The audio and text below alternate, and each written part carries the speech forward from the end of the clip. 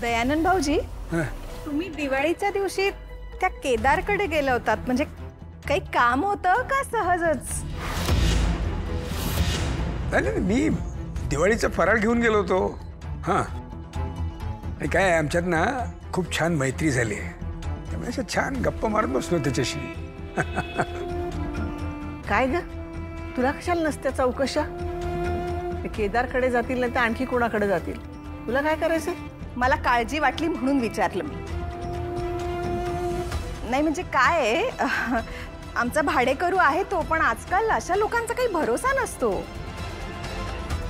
आई नाही त्याला, वडील कोण त्याचं त्याला पण माहित नाही. या असल्या लोकांपासून जरा अंतर ठेवलेलं बरंच ना. हो ना, आमच्या वहिनी सुद्धा हेच सांगत असतात भाऊजींना, पण आमच्या भाऊजींना ना पटतच नाही. आपला बाप कोण आहे हे त्या मुलाला माहिती नाही. म्हणजे कशा बाईचा मुलगा असेल ना तो. मग काय, मला तर वाटतं बिन लग्नाचा झालेला असणार आहे. दाखवताना सगळे चांगले दाखवतात तो, पण हे असल्या पोरांवर काय संस्कार असतात आपल्याला माहितीये ना. तसं काही नाहीये मालती, तुला त्याच्याबद्दल काहीच माहिती नाहीये. उगाच आपलं त्याला वाईट म्हणायचं. खूप गुणी आहे केदार. अहो, प्रत्येकाच्या आपापल्या अडचणी असतात, कुटुंबातल्या समस्या असतात, तशी त्याची सुद्धा असेल ना. माफ करा हा निशीची आजी, नाही म्हणजे मला मालतीताईंचं म्हणणं पटतंय. नाही म्हणजे काय आहे, बाप नाही, कुटुंब नाही, अशा लोकांना कशाचीच भीती नसते. उद्या आपल्याला त्रास देऊन ते निघून गेले तर शोधायची सोय नाही ना. त्यापेक्षा अशा लोकांशी जरा 4 हात लांब राहिलेलंच बरं असतं. हे ज्या मुलाला बापावरून एवढं बोलतायत त्याचा बाप मीच आहे हे ओरडून सगळ्यांना सांगावं असं वाटतंय, पण सांगायची हिंमतच होत नाही. बिचारा केदार, लोकांनी केदार आणि देवकीला आयुष्यभर हे असंच ऐकवलं असेल का? माझ्या एका चुकीमुळे त्यांना दोघांना किती त्रास सहन करावा लागला असेल, किती सोसावं लागलं असेल, याची कल्पनाही करवत नाही. केदार, मला तुला सगळं खरं खरं सांगायचं आहे रे, पण माझी हिंमतच होत नाहीये. मला माफ कर बाळा, मला खरंच माफ कर.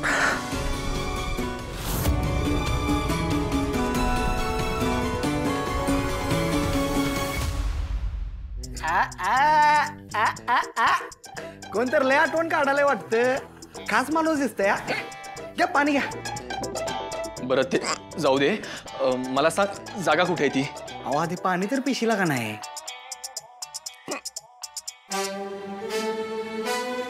शाबास. आता नागदारा. कशाला? अहो नागदारा उचकी घालू आपण नागदारा. हा, आता मोठा श्वास घ्या. अहो तोंडाने घ्या.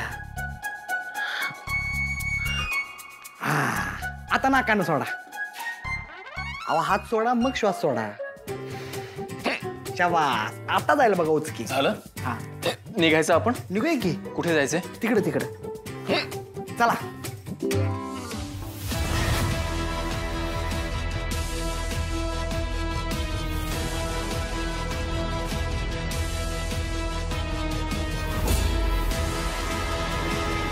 या पराग.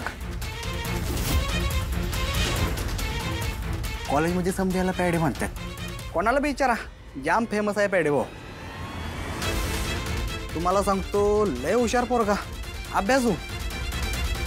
कॉलेज संपल्यानंतर पण आहे ना इथंच अभ्यास करत बसलेला असतो. पाक वॉचमॅन काका हाकलेपर्यंत हालत नाही. एवढा अड्डा आहे त्यांचा.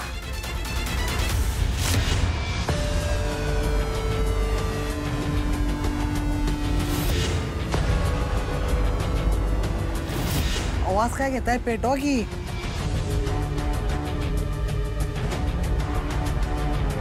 पंड्या, हे घे आणि ह्यामध्ये भर. आणि ते सगळं पण भर.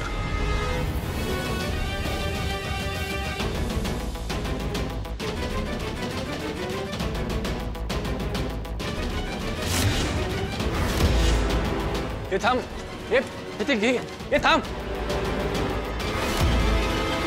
अरे पण त्याच्याकडनं कुठनं येतंय आणि तुम्ही कॉलेजमध्ये कसं काय आणताय? जरा नीट सांगशील का? हे बघ, तू घाबरू नको. खरं खरं काय ते सांग. तू जर खरं बोललास ना आता तर या सगळ्या प्रकरणाच्या मुळाशी जाता येईल आपल्याला. अरे बोल बोल तू. मॅडम, आपल्या कॉलेजचाच एक मुलगा हे सगळे ड्रग्ज सप्लाय करतो.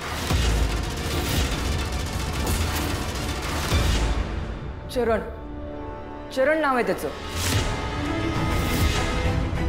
तोच हे सगळे ड्रग्ज कॉलेजमध्ये आणतो आणि विकतो.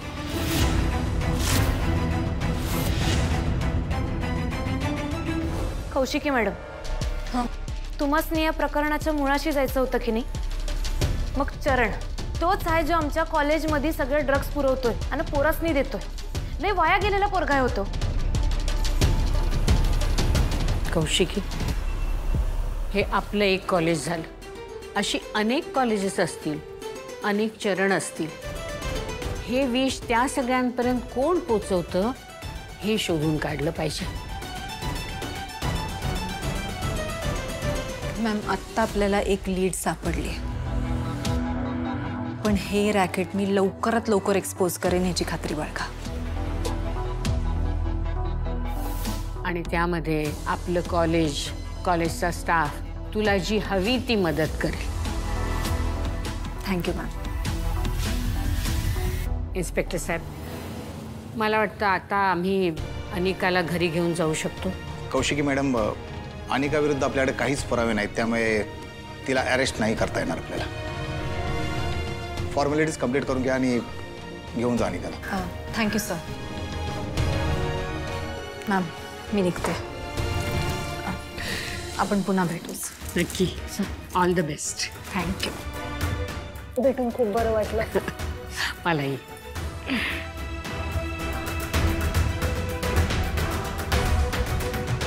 मी आलेच. हो, आता ही त्या कौशिकीच्या मागे काय करायला गेली आहे?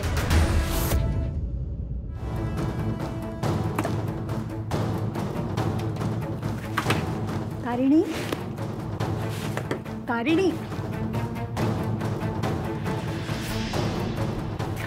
तारिणी, अगं लवकर बाहेर ये तारिणी.